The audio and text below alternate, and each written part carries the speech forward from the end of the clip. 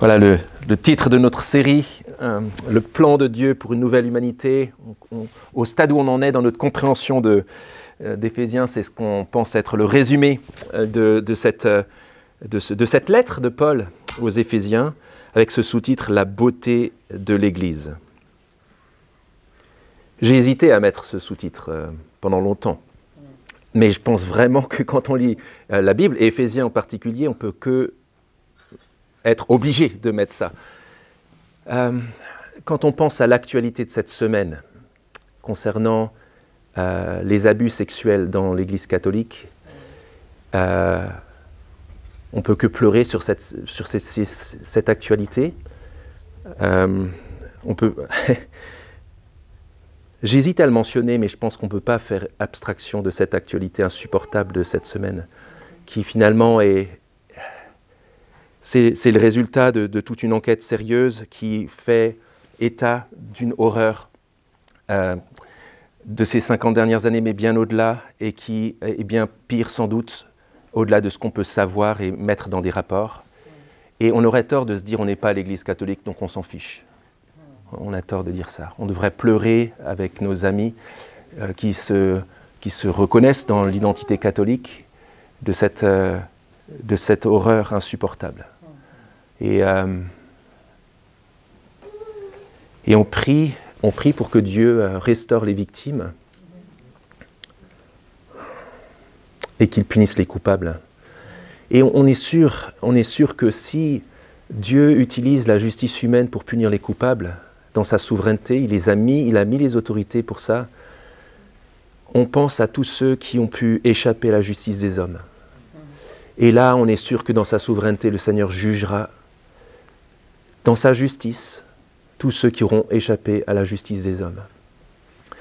Que cette parole puisse être un encouragement profond dans la détresse de toutes les familles qui ont été touchées. Ouais, qu'on soit pas insensible à ça. La beauté de l'Église. Alors, évidemment, c'est un exemple extrême, là, enfin, ce qu'on prend, on est obligé d'intégrer, de voir ce qui nous a frappé dans l'actualité cette semaine, et j'espère qu'on a été touchés par ça. Et il faut reconnaître aussi qu'on ne peut pas être que négatif. Quand on se regarde, nous, les uns et les autres, on voit des hommes et des femmes rassemblés qui avaient a priori rien à faire ensemble, qui se retrouvent là, autour de Jésus, dans les mêmes chants, dans la même identité, dans la même foi, dans la même espérance, qui appelle Dieu le Père. C'est beau. Et en même temps, on va être honnête. Quelque chose autour de l'expression « la beauté de l'Église » devrait nous faire réfléchir. En tout cas, moi, ça m'a fait réfléchir.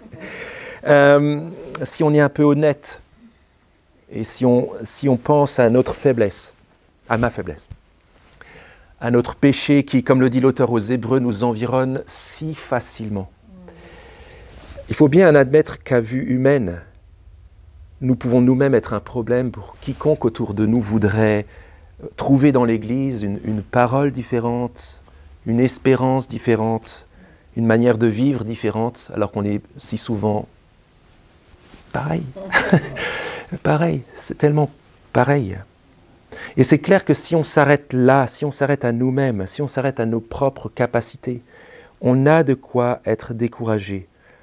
Et de se dire que dans ce monde, l'Église n'a aucun avenir. Et comment blâmer ceux qui, face à notre péché, face à des scandales, petits ou grands, se disent j'avais déjà des problèmes avec Dieu, la foi, la Bible, mais là, franchement... Comme dit Cabrel, vous savez que j'aime bien Cabrel dans un chant. Il dit « Je suis entré dans l'église, je n'y ai vu personne, que le regard éteint du plâtre des statues. » Peut-être que c'est ça l'avenir de l'église dans ce monde. Mais voilà, selon la Bible, l'église ce n'est pas d'abord ce que les hommes en font, mais c'est ce que Dieu en fait.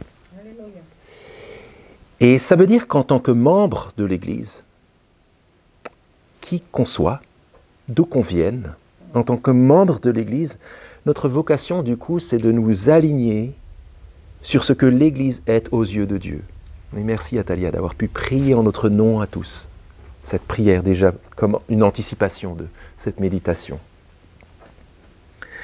L'Église, aux yeux de Dieu, c'est son phare planté en terre dans la nuit, par lequel il veut faire rayonner sa gloire et sa beauté dans le monde. C'est ça l'Église, aux yeux de Dieu. Et c'est ce profond désir de voir cela arriver qui conduit la prière de Paul.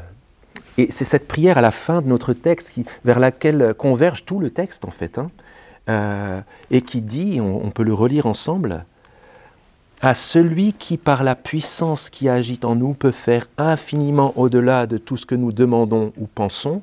Heureusement que ça ne s'arrête pas là, parce que sinon on utiliserait cette prière pour notre propre confort. Ah super, Dieu peut faire au-delà de ce que je pense pour moi. Non, voilà ce qu'il peut faire au-delà de ce qu'on peut demander ou penser. À lui la gloire, que la gloire rayonne, la gloire de Dieu rayonne dans l'Église et en Christ Jésus, pas juste au 1er siècle, au temps de Paul, dans toutes les générations, au siècle des siècles. Amen. À nous de voir ce qui conduit Paul vers cette prière finale. Et je propose simplement qu'on appelle le résumé de cette méditation ensemble à Dieu la gloire dans l'Église. Qu'on reparte avec ce souhait qui est le cœur de Paul dans ce texte et qui, je pense, devrait être notre cœur à nous. À Dieu la gloire dans l'Église. Deux parties qui le montrent bien dans ce texte de manière très très différente. D'abord quand Paul parle de sa mission d'apôtre, puis aussi dans sa prière après. Pourquoi à Dieu la gloire dans l'Église ? Mais parce que c'est par l'Église que Dieu rassemble sa nouvelle humanité. Alors à Dieu la gloire dans l'Église pour cela. Et pourquoi à Dieu la gloire dans l'Église ? Mais aussi parce que c'est dans l'Église que Dieu est venu habiter. Qu'est-ce que ça veut dire ça ? Quelles sont les conséquences de cette réalité voulue par Dieu ? Regardons d'abord les 13 premiers chapitres. Quand on regarde l'Église, ce qu'on devrait y voir, c'est ça. C'est Dieu qui rassemble sa nouvelle humanité. Une nouvelle humanité composée d'hommes et de femmes, comme vous et moi, de tous horizons, des pécheurs, mais qui sont pardonnés, et qui ont reçu le droit de paraître devant le Dieu parfait. Et on a un aperçu de ça dans ce verset, dans le verset 6, que je n'ai pas projeté, mais que je vous lis là, que les païens, les non-juifs, même les non-juifs, ont un même héritage, forment un même corps, participent à la même promesse en Christ Jésus par l'Évangile, le même pardon, la même humanité. Et ce qui conduit Paul à venir vers cette grande affirmation, c'est le c'est pourquoi. Vous voyez que notre texte commence par c'est pourquoi. C'est pour ça que j'ai demandé à Laurence de lire la fin du texte précédent. Paul dit c'est pourquoi parce qu'il vient de dire ça, juste avant. Ainsi donc, vous, les non-juifs, venus de partout, de toute, quelle que soit votre histoire, quelle que soit si vous étiez loin, très bas, très ignorants de tout, vous n'êtes plus des étrangers, ni des gens de passage, mais vous êtes concitoyens des saints, c'est-à-dire de tous les chrétiens, membres de la famille de Dieu. Vous avez été édifiés sur le fondement des apôtres et des prophètes, Jésus-Christ lui-même étant la pierre de l'angle, c'est lui qui donne la direction. En lui, Christ, tout l'édifice bien coordonné s'élève pour être un temple saint dans le Seigneur. En lui, vous aussi, vous êtes édifiés ensemble pour être une habitation de Dieu en esprit. C'est incroyable. Pour résumer ce qu'on a vu la semaine dernière, qui a conduit Paul à dire ça, c'est le rappel de ce que c'était le temple au moment, je pense qu'il avait le temple en tête, le lieu de la rencontre du peuple avec Dieu où il n'y avait que des barrières. Le voile avec la flèche rouge, là, et puis finalement le pourtour du mur où c'était écrit « Quiconque franchit ce mur et qui n'est pas juif sera puni de mort ».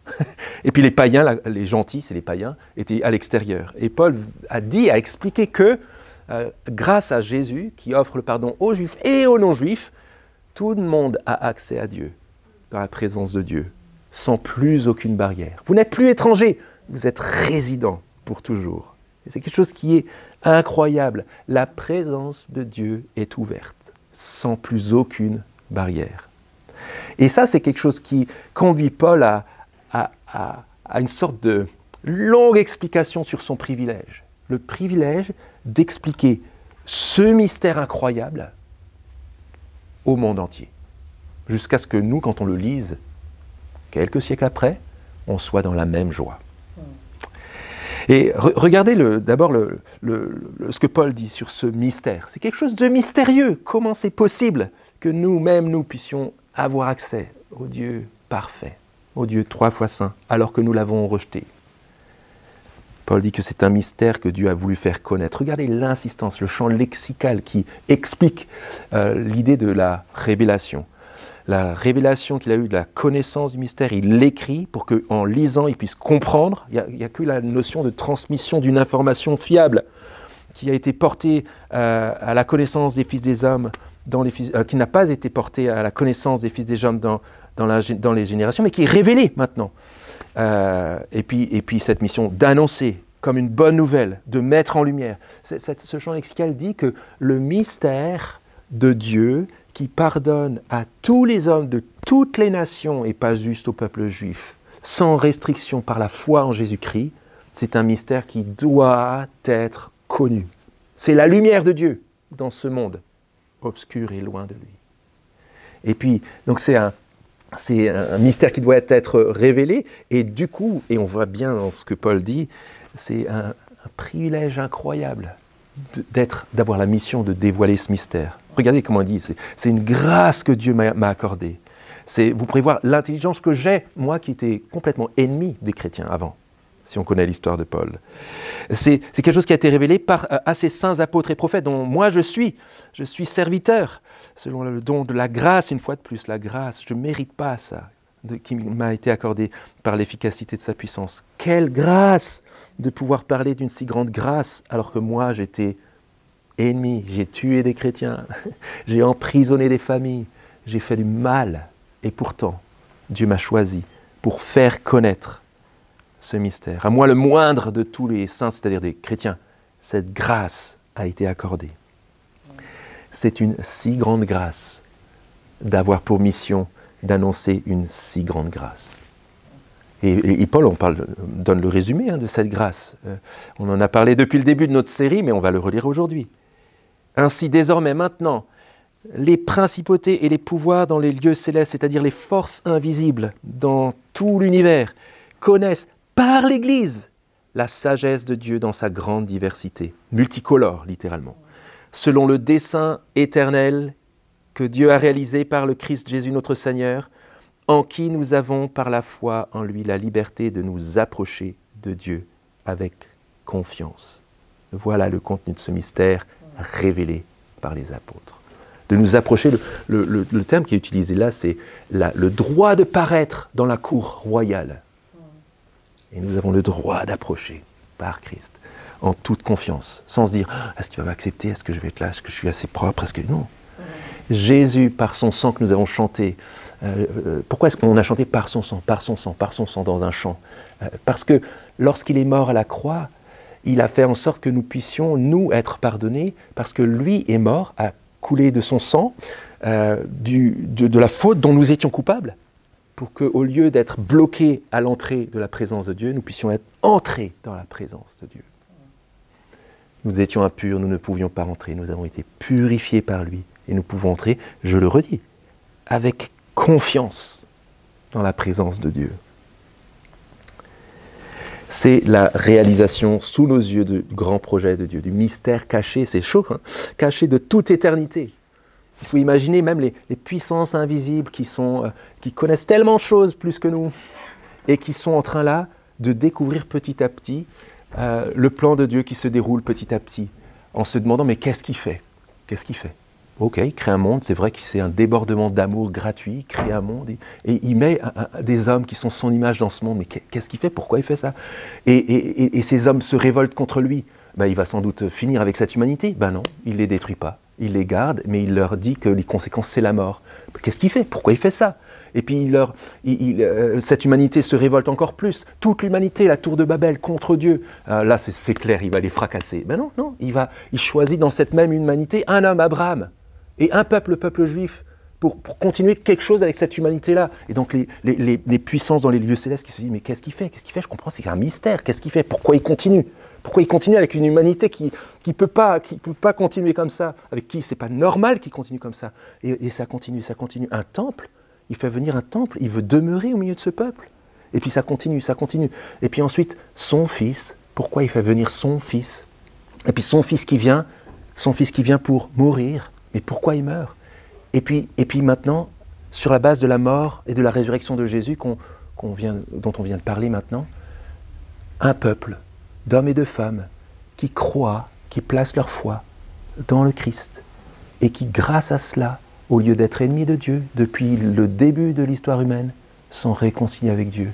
Au lieu d'être coupés de sa présence d'amour, entrent dans sa présence d'amour. Et maintenant, en voyant l'Église, sur la base de ce que Jésus a fait, tout d'un coup les yeux s'ouvrent. En regardant l'Église, en nous regardant, même les puissances se disent « Ok, c'est ça qu'il est en train de faire. » C'est énorme. Ça veut aussi dire que le fait que l'Église soit composée d'hommes et de femmes pécheurs, comme vous et moi, ce n'est pas le signe que Dieu a tort, c'est le rappel que Dieu fait grâce. C'est le rappel que Dieu est amour. Toute la gloire de Dieu consiste à nous offrir son amour immérité. C'est ça sa beauté extrême, sa beauté suprême. Et nous sommes les témoins de cela. Et en nous regardant mutuellement, nous pouvons voir cela. Au point même qu'en nous regardant dans les lieux célestes, ne me demandez pas exactement de quoi il s'agit, je ne sais pas, mais c'est une réalité invisible. Même ces réalités invisibles puissantes se disent en nous regardant, ok, c'est ça qu'il voulait faire.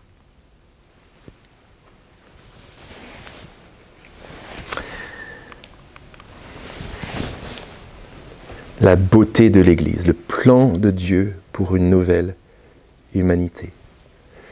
On veut se rappeler ici que, sur la base de ce qu'on vient de voir et de ce qu'on a vu déjà la semaine dernière, on veut être une Église où il n'y a pas de restriction d'accès. C'est pour ça qu'on est tellement content que l'Église Saint-Lazare se réunisse dans un cinéma où tout le monde peut rentrer. Et en plus, le bonus, c'est qu'il n'y a pas besoin d'acheter un ticket. Mais c'est aussi l'occasion d'être, je vais être un peu polémique là, sur le langage architectural des églises catholiques, où il y a des lieux consacrés, des lieux saints dans lesquels on se découvre, qui ne sont pas exactement pareils que le reste, où il y a des barrières au-delà desquelles on ne peut pas entrer, où il y a un autel qu'on ne peut pas toucher, où il y a des prêtres qui sont une caste à part, qui font des trucs que les autres ne peuvent pas faire. Tout ce langage qui est tellement contraire à ce que la Bible dit sur le libre accès sans restriction à la présence même de Dieu. Et c'est quelque chose qu'on veut vivre et communiquer. C'est quelque chose auquel on veut s'attacher. C'est par l'Église que Dieu accomplit un tournant décisif dans l'histoire de l'humanité. Ce n'est pas une petite chose. C'est ça qu'il est en train de faire dans l'histoire de l'humanité. Et je ne sais pas si parmi nous, il y a des personnes qui ne se présenteraient pas comme chrétiens ou qui seraient en cheminement, qui seraient intéressées sur la question de c'est qui Dieu, comment est-ce qu'on peut le connaître, etc. Tout simplement, on est là en face de cette invitation. Par l'Église, Dieu fait la seule chose importante dans ce monde, qui durera au-delà de ce monde, et vous pouvez y avoir accès. Vous pouvez y prendre part. Si vous êtes mordu, comme je le disais il y a 2-3 dimanches, pris dans le FOMO, the fear of missing out, vous avez peur de louper, de passer à côté d'un truc important, vous êtes sûr que si vous placez votre foi en Jésus-Christ, vous avez accès à Dieu qui est la seule chose importante dans ce monde. Quand bien même, on passerait à côté d'autres choses. Ça change tout. Bien sûr, on est si petit est si misérable. Ouvrons les yeux sur nous. C'est vrai qu'il n'y a pas de dorure ici, il n'y a pas de grande foule dans l'église Saint-Lazare. On est des gens qui sommes limités, même on est intellectuellement limités, on est financièrement limités, on n'est pas glorieux. Mais laissons-nous réjouir par ce que Paul est en train de dire ici. C'est ici que ça se passe. Et nous ne passons pas à côté de la chose la plus importante dans l'univers. Juste en faisant partie d'une petite église insignifiante comme la nôtre. Une sorte d'ambassade de la maison de Dieu dans le monde. C'est pour ça que Paul dit « Je vous encourage à ne pas perdre courage. À cause de mes tribulations, mes souffrances pour vous. » Il est en prison quand il écrit ça. Elles sont votre gloire. Mais bien sûr que, au-delà des apparences humaines, Dieu est en train de faire quelque chose d'unique. Et nous en faisons partie. Ça change beaucoup de choses dans notre manière de voir le quotidien et de voir l'Église. Et je pense que, Atalia, ta prière pour que notre vision s'ouvre, grandisse sur l'Église, ce texte est la réponse à cette prière. Elle ouvre nos yeux sur la grandeur de l'Église. Au cœur de la nuit, je vois une maison éclairée, vers laquelle convergent des gens de tous horizons. Et cette maison, c'est l'Église de Jésus, avec ses petites ambassades un peu partout sur la terre. Ça veut dire que quand on regarde l'Église Saint-Lazare, on est en train de contempler cette nouvelle humanité-là, que Dieu est en train de transformer, qui fait d'hommes et de femmes comme vous et moi, mais que Dieu est en train d'appeler à lui, de rassembler autour de lui. Ça veut dire que cette vision belle et glorieuse de l'Église, elle a un impact décisif sur notre manière de voir nos activités d'Église. Même notre maison. Quand ma porte s'ouvre pour accueillir l'Église ou pour accueillir des gens avec des gens de l'Église dans ma maison, eh bien en fait, c'est un accès en plus vers la maison de Dieu. Mes activités, quand je prends du temps à la fin, dans les happy hours, avec une bonne bière avec un collègue, etc., et qu'on parle, qu'on apprend à se connaître, à s'aimer, à s'apprécier, on parle du foot, du rugby bientôt contre l'Argentine ou j'en sais rien, et on apprend à se connaître, mais on commence aussi à parler des choses vraiment importantes, et on commence à parler comme ça du Christ, et de la possibilité d'avoir accès à Dieu. C'est pas une petite chose, c'est pas une petite chose, c'est que quand j'ouvre mon temps, c'est la possibilité pour mon ami, pour mon collègue, d'avoir accès à la maison de Dieu, à la présence de Dieu. Ça change tout. À Dieu la gloire dans l'Église, parce que c'est par l'Église que Dieu rassemble sa nouvelle humanité. Et c'est pas une petite chose, c'est une chose glorieuse.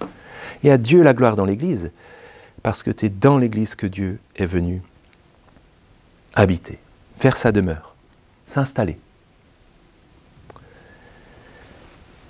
On se rappelle de ce que Paul a dit juste avant. Pourquoi il dit « c'est pourquoi » au début, 2 fois dans notre texte, au verset 11, pour ceux qui ont leur Bible sous les yeux, et puis au verset 14, de nouveau, « c'est pourquoi » parce qu'une fois de plus, il vient de dire quelque chose d'important. En lui, en Christ, tout l'édifice bien coordonné s'élève pour être un temple saint dans le Seigneur.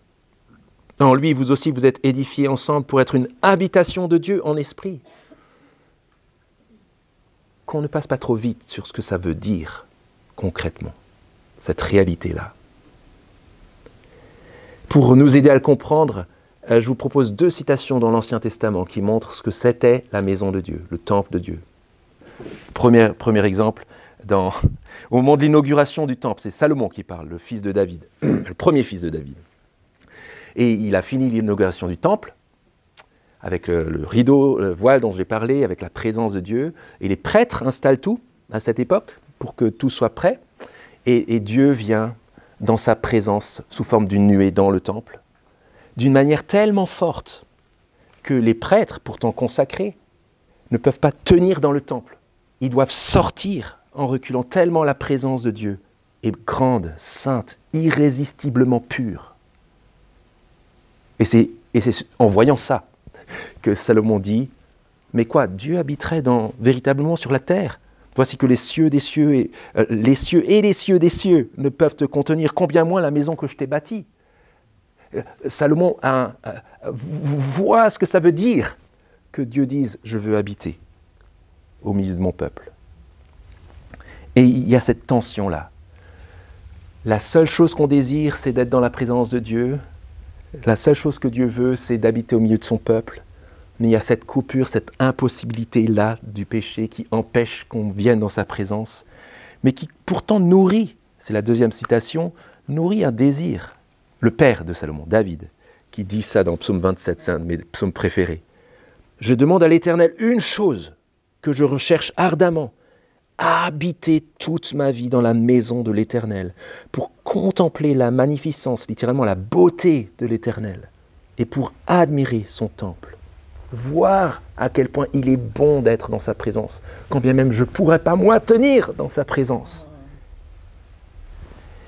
Ce que Paul est en train de dire, c'est que par l'œuvre de Christ, qui abolit le temple, voilà une photo de l'Église, au milieu de laquelle Dieu habite, dans toute la force de sa puissance et de sa présence sainte, sans restriction, sans coupure, sans empêchement. Pas parce que j'aurais produit des choses acceptables par lui, mais parce que Jésus, homme parfait, Dieu parfait, est mort pour que je puisse en faire partie. Par l'Esprit, d'une manière spirituelle, c'est ce Dieu-là qui fait sa demeure dans l'Église, d'une manière permanente.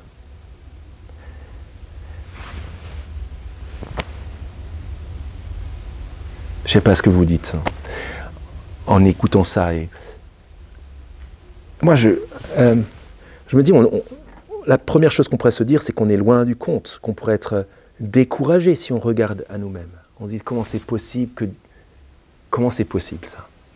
Comment c'est possible que le Dieu qui a fait en sorte que les prêtres doivent sortir parce que c'était trop saint, maintenant habite sans réserve et sans coupure, quoi. Je pense que Paul aussi est dépassé par ce qu'il est en train de dire. Et je pense que c'est la raison pour laquelle il tombe à genoux dans cette deuxième partie du texte, à partir du verset 14. Il y a un mouvement ascendant et évident qui part de « c'est pourquoi je fléchis les genoux devant le Père », verset 14, jusqu'à « à lui la gloire dans l'Église ». Il y a une sorte de crescendo monumental dans cette prière. Et on va suivre ce crescendo. Parce que Paul nous enseigne à savoir quoi prier pour que la gloire de Dieu, la présence de Dieu soit visible et grandissante, d'une manière visible dans l'Église. Tout d'abord, il prie le Père. « Je fléchis le genou devant le Père, de qui toute famille, dans les cieux et sur la terre, tire son nom. » Paul prie le Dieu créateur, l'unique source de la vie, le seul espoir pour qu'une nouvelle humanité soit créée et se développe dans ce monde. Qui d'autre que le Créateur pourrait recréer quelque chose de nouveau? Paul fléchit le genou devant le Père, de qui toute famille dans les cieux et sur la terre tire son nom. Vous voyez le côté global, le côté personne dans ce monde qui est né dans ce monde n'a pas été voulu par Dieu, parce que toute famille sur la terre tire son nom de lui. Et c'est lui qui est capable de recréer une nouvelle humanité. Et Paul continue. Je le prie afin qu'il vous donne, selon la richesse de sa gloire, d'être puissamment fortifié par son esprit dans l'homme intérieur, dans le cœur au sens biblique. Que le Christ habite dans vos cœurs par la foi. Paul est en train d'invoquer la puissance de Dieu lui-même pour que ça se passe. Pas ses ressources à lui, pas sa force de persuasion, mais la puissance de Dieu lui-même. Les ressources de Dieu. Le Père leur donnera de refléter toujours plus sa gloire, c'est-à-dire son amour, que si et seulement si Dieu, dans sa puissance, leur soutient le cœur et habite leur cœur. Que le Christ, le Fils de Dieu, par la présence de l'Esprit de Dieu dans leur cœur, au milieu d'eux, habite dans vos cœurs par la foi. Le verbe habiter, c'est pas un petit verbe, C'est un verbe qui veut dire littéralement faire sa demeure permanente.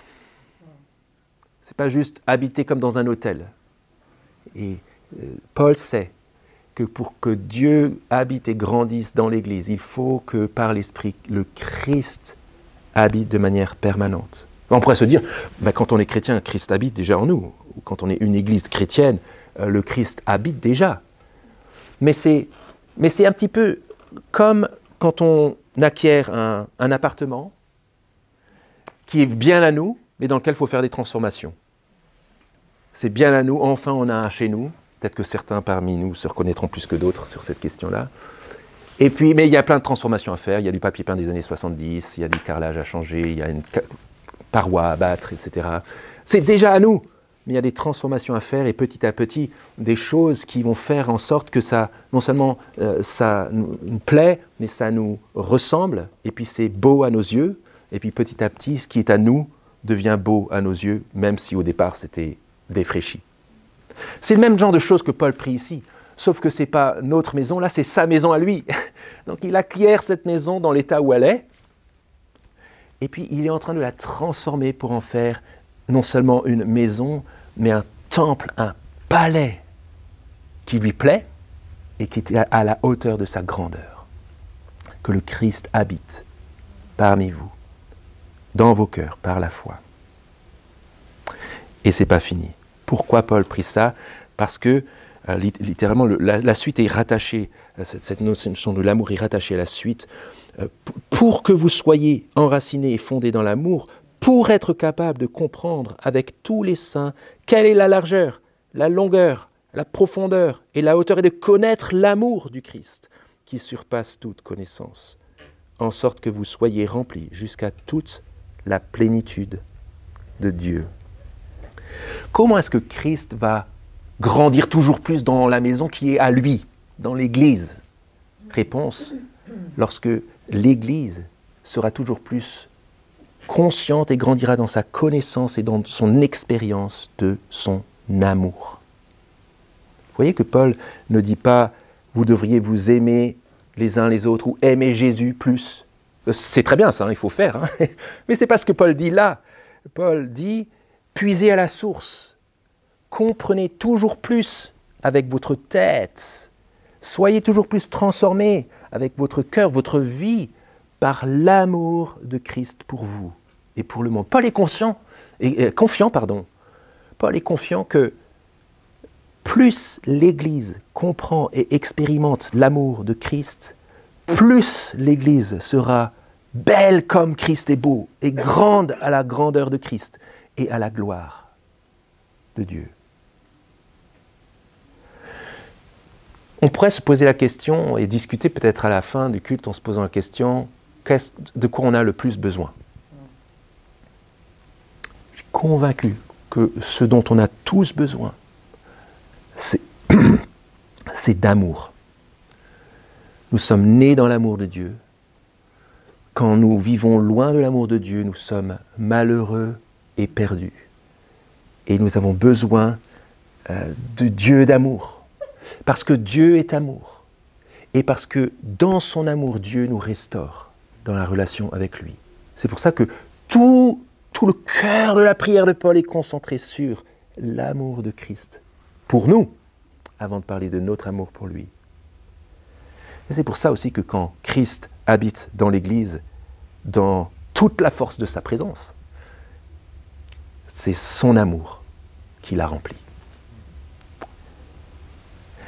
On peut lire le texte à rebours pour suffire de s'en convaincre. Comment est-ce que l'Église pourrait être remplie de toute la plénitude de Dieu, verset 19 ? Mais lorsque l'Église est capable de comprendre avec tous les saints la largeur, la longueur, la profondeur et la hauteur de l'amour de Christ qui surpasse toute connaissance, c'est comme ça que l'Église sera remplie de la plénitude de Dieu. Comment est-ce que l'Église va pouvoir être remplie de l'amour de Christ? Mais en étant, je vais le mettre, en étant puissamment fortifiée par son esprit, par la puissance de Dieu. La puissance de Dieu, donnée par le Père, produit un amour, une connaissance, une expérience de l'amour grandissante qui fait en sorte que Dieu habite dans son Église dans toute sa plénitude. Je suis convaincu que c'est la raison pour laquelle Jésus dit aux disciples avant de mourir, « À ceux-ci tous connaîtront que vous êtes mes disciples, si vous avez de l'amour les uns pour les autres. » Il le dit alors qu'il vient de leur dire « Voilà comment moi je vous aime. » La connaissance de l'amour de Dieu.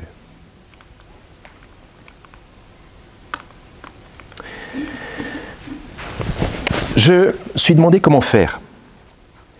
Et on m'a offert, je ne me rappelle plus qui, quelqu'un de la famille sans doute, j'ai retrouvé ça dans mes affaires, un petit carnet dans lequel je me suis dit, je vais écrire tout ce que la Bible me rappelle de l'amour de Dieu, tous les signes d'amour que je vois dans mes frères et sœurs dans leur vie, tous les moments où je vois Dieu agir dans son amour pour moi, je vais le recueillir dans mon petit carnet, amour de Christ pour moi. L'amour de Christ, ça, il est un peu lourd, Paul, là, il est long pour dire un truc juste sur l'amour. Alors prenons les mots les uns après les autres juste pour ça, là. L'amour de Christ est large comme on ne s'imagine pas. C'est-à-dire qu'il va chercher loin, loin, loin, loin ceux qui sont très loin. L'amour de Christ est long. Il dure à travers toutes les circonstances pour l'éternité, sans faillir. L'amour de Dieu est profond pour aller chercher au plus profond de l'obscurité. Si vous voulez une image, pensez à quand on descend toujours plus profond dans l'eau et qui fait toujours plus sombre. L'amour de Christ est profond pour aller chercher au plus profond des situations. L'amour de Christ est haut jusqu'à nous permettre d'entrer dans la présence éternelle de Dieu pour toujours. Jusqu'à là est son amour. Voilà ma réponse. Et je suis sûr que ça va conduire notre prière et notre croissance en tant qu'Église, si on le fait à plusieurs d'une manière ou d'une autre.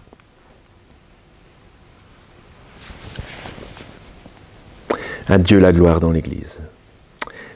Je vois, au cœur de la nuit, des gens de tous horizons entrer dans la maison éclairée et se réchauffer dans la présence même de l'amour de Dieu, dans la gloire de Dieu, exprimée dans son amour. On est là totalement dans ce texte, dans une conception de la foi qui serait dans la sphère du privé ou individualiste. On est tenté par l'individualisme. Mais ce dont Paul nous parle s'exprime et se vit, s'expérimente ensemble.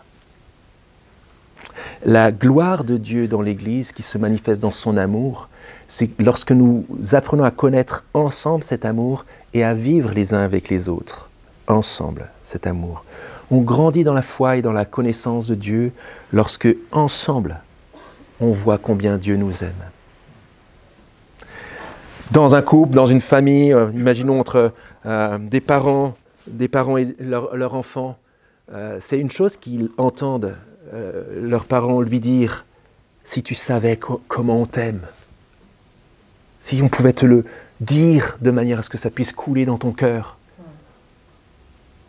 La manière avec laquelle il fait de l'audiovisuel, il joint ce qu'il entend à ce qu'il peut voir, c'est lorsqu'il voit des actes concrets d'amour de ses parents, qui lui montrent combien ses parents l'aiment. Et alors lui, il dira, je sais et j'expérimente que papa et maman m'aiment.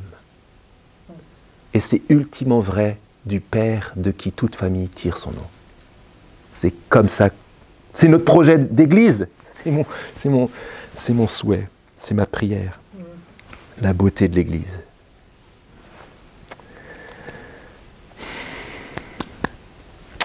En résumé,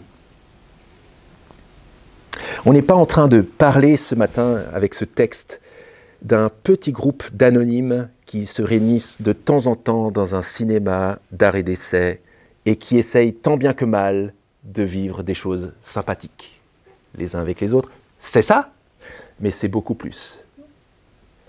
On est en train de parler de la maison du Dieu vivant, dans laquelle il est en train de rassembler sa nouvelle humanité et qu'il veut habiter dans toute sa plénitude. Et c'est là sa gloire. Waouh! Et la conclusion vers laquelle Paul va, avec laquelle on a commencé, vers laquelle on va finir, cette conclusion vers laquelle il va irrésistiblement dans sa prière, ça doit être notre prière ensemble. Donc je vous invite à avoir les yeux sur cette dernière prière dans le silence, à partir de tout ce que Paul vient de dire dans le chapitre 3. Et ensuite je vais prier cette prière pour nous. Un temps de silence et de méditation.